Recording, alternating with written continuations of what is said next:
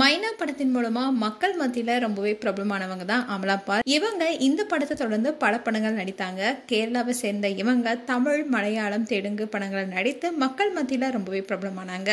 விஜயுடன் தலைவா, விக்ரம்க்கு ஜோடியா தெய்வ திருமகள், தனுஷுடன் வேலையில்லா பட்டதாரி, ஆர்யாவுக்கு ஜோடியா வேட்டை, சூர்யாவுடன் பசங்க டூன்னு ரொம்பவே பிஸியான நடிகையா மாறினாங்க.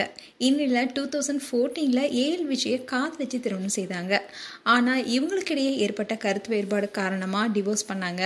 அதுக்கப்புறமா மீண்டும் சினிமாவில் பிஸியான அமலா பால் கவர்ச்சியில களமிறங்கி ரசிகர்களை மிரள வச்சாங்க.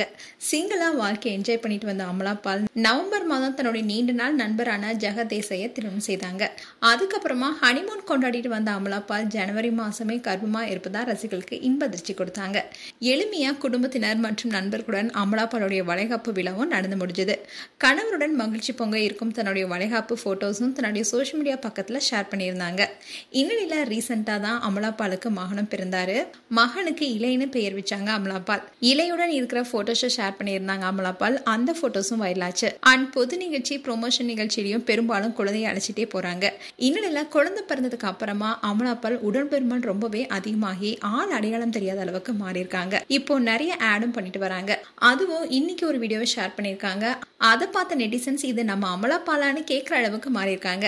இப்போ இந்த வீடியோ சோஷியல் மீடியால வைரல் ஆயிட்டு வருது.